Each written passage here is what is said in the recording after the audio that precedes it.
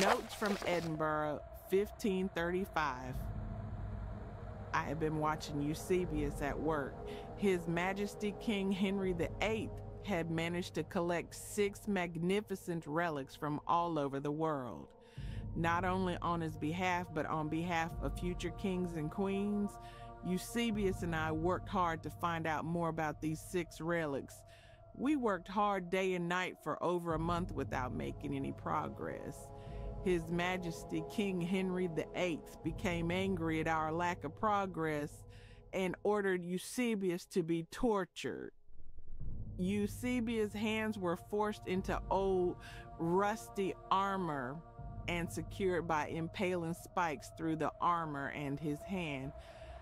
As a final step, Eusebius' hands were melted together with the armor, which he miraculously survived. The next day, Eusebius was forced to work on the relics again, in enormous pain from which he could do nothing. He had to continue his research for the king. It took me 3 days to secretly steal all the materials I needed to make a serum, which I injected into Eusebius while he slept. By the next morning, he was almost completely free of pain.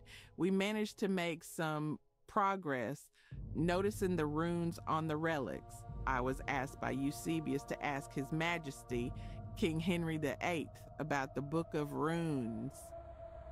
His servant handled the book within the next hour. Henry VIII, furious, dragged the servant into his dungeon. He told me that his servant would be no more trouble as he would be boiled in the oil and tar.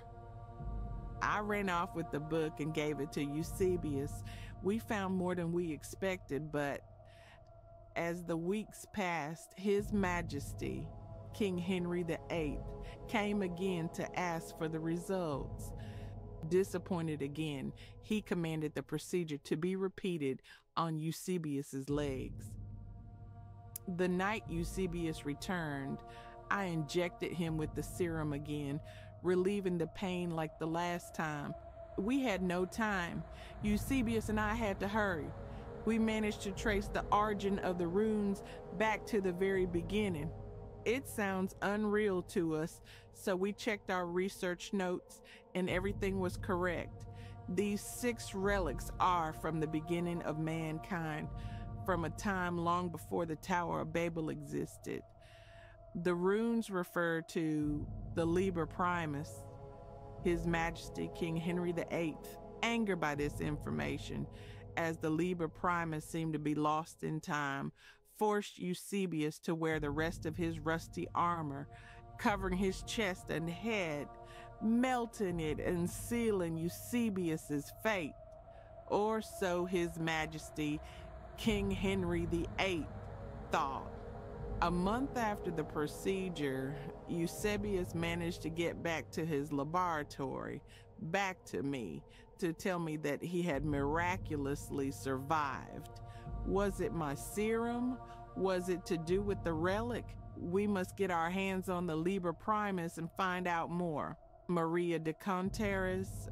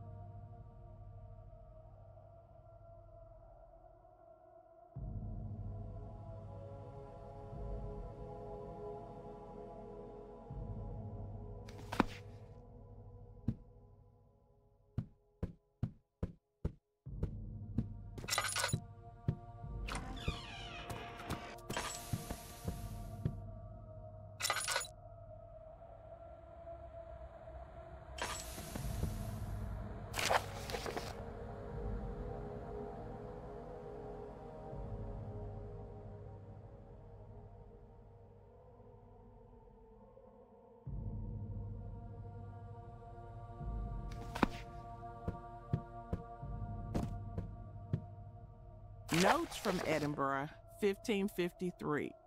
After the reign of His Majesty King Edward VI, during which Eusebius and I were imprisoned and tortured in his dungeon, Her Majesty Queen Mary I was coronated, and we were released from torture in exchange for the continuation of our researches.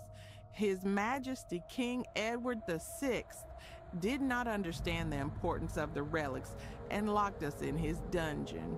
Although he was the youngest king, he was one of the cruelest. Her Majesty Queen Mary I returned our laboratory all the equipment and relics we had been working on. Surprisingly, she also had Liber Primus at her disposal, providing us with important material for our research. Unfortunately, there was another catch to this exchange. That every Monday, if the results were unsatisfactory, she would throw Eusebius into the huge oven for 8 hours to torture him. Knowing from the notes of His Majesty King Henry VIII that Eusebius managed to survive the impossible, she decided to push his limits. The text Liber Primus was impossible to read. These symbols were not any alphabet known to man. There was no way to read them. Weeks passed, and every Monday Eusebius was tortured. Something kept him alive and the armor intact. After 6 months, I had an idea and suggested that Eusebius look for patterns in the Liber Primus. We found a pattern, something like this. There were 4 symbols that were repeated most of the time on the page. The same 4 symbols were on some of the page headings 6 times in the book. These could be the relics described in Liber Primus. The remaining symbols before the 4 symbols could be some kind of relic. We have found something after all. Her Majesty Queen Mary I will not torture Eusebius, at least for a week. It took us another year to realize that we knew more than we thought. These symbols must have a fixed meaning, just as each letter of the English alphabet has a fixed meaning. We began to take notes from each paper, making lists of ideas about what we were up against. We managed to get most of the words we needed. We understood the word seal, which represents what we thought would be a relic. Soon after, we managed to get words like ebony, ruby, and cobalt.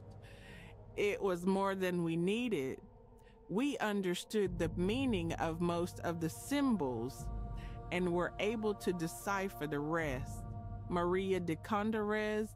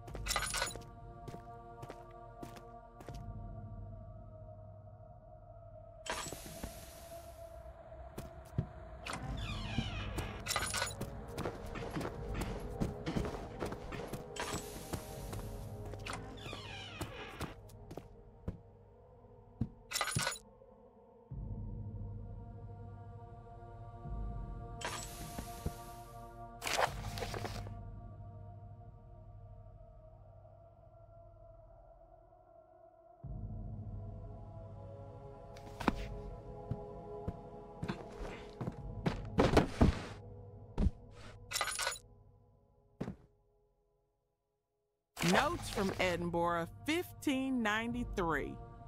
Her Majesty Queen Mary I has betrayed us. Both of us have been tortured by Preston, taking the torture for days, weeks, months. She decided to make the load so heavy that it would cause incredible pain, but so light that it would not kill us. After a year, she ordered Eusebius to be thrown into molten steel and buried forever in a lump of metal. For me, she prepared a more cruel punishment. She accused me of several crimes, and when she understood what these seals were, thanks to our work, she used the ebony seal on me and locked me in a knight's armor full of spikes. She also injected me with a special serum so that I would live to tell the tale. Maria de Cantares